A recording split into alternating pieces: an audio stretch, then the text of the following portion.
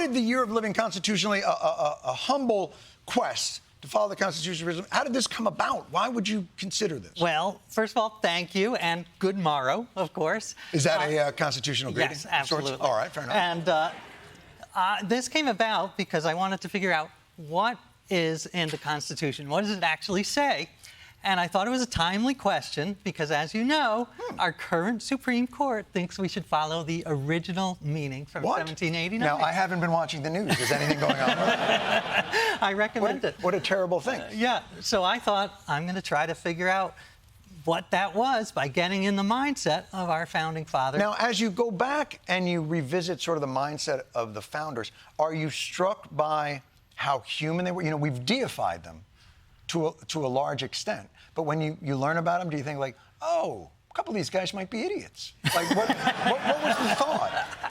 Well, yes, the Constitution is amazing because parts of it are so inspiring. The preamble, 52 of the greatest words ever written about the general welfare and blessings of liberty. But then it is a flawed document. There are actual misspellings in the Constitution. The word Pennsylvania is spelled two different ways, P-E-N-N and P-E-N. So it is not perfect. And I ran the Constitution through Grammarly, and Grammarly found 600 mistakes. 600 mistakes. So it is not perfect. With the Grammarly mistakes, did you correct it, or did you think, oh, that one, no, let's pass that one through? How did you dismiss the Grammarly questions? Well, I couldn't go in and change it on the... The actual document spells Pennsylvania two different ways. That's right, and the ITS actually should be an IT apostrophe S. So if Ben Franklin had invented social media, they would have gotten a lot of flack for that. Right. But so it is, and they knew it was flawed. That's what's amazing. The founding fathers knew this is a flawed document, and they said, would they be surprised at how we've deified them? I think so. I think many of them would be. Now, in their discussions, did you, as you looked back and saw the discussions that they were having, my understanding is they never really thought that partisan politics would, be the thing we were fighting over. They thought the branches of government would fight each other, that the executive would fight the judicial, would fight the legislative. I don't think they thought parties would try and weaponize each department against the other party. No, they did not see this rigid two-party system coming. And James Madison, he knew there were going to be factions, but he thought there were going to be lots of factions, like they're going, and maybe 6 or 8, more like a European Parliament. And they would have been shocked by so much of what we have now, including the president. I bring that up because it's kind of timely. And they... They were very understated in the 1700s. It is somewhat timely. Well, when the idea of a single presidency came up in the convention, a lot of the delegates said, "Are you jesting? That is a terrible idea." Wait, they said, "Are you jesting?" I'm paraphrasing.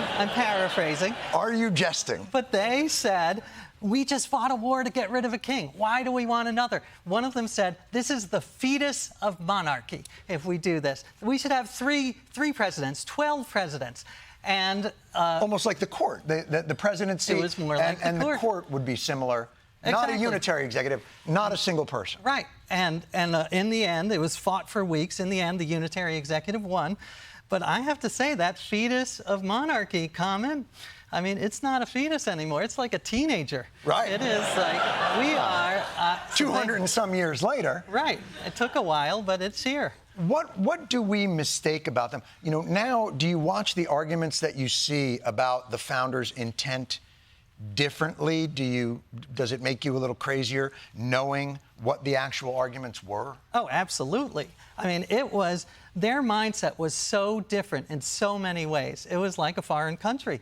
And just to give you one example, their idea of rights were very different. Rights were not trump cards. Sorry about that. Right. But they thought there were responsibilities with them. Exactly. They should have had a Bill of Responsibilities in addition to a Bill of Rights. But they just assumed that we were all going to be part of and contribute to the betterment of our community.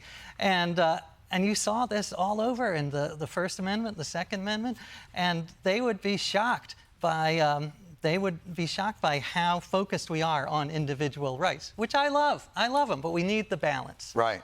and that we've in some ways exploited those conversations to just get what we want or do what we want. Right, exactly. And they talked about virtue. They loved that word. And this is before it had sort of a negative tinge. How many of them do you think banged porn stars? How many of them do you, when they talk about virtue?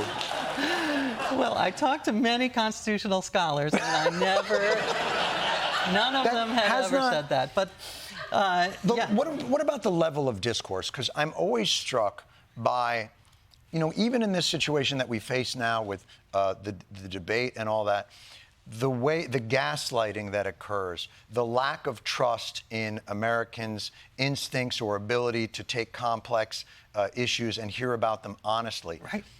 But I imagine their conversations were very frank and very direct, but also sophisticated. Absolutely. I think it was a genuine difference. I wrote this book, a lot of it, with a quill pen. And I'm not saying everyone needs to go back to a quill pen.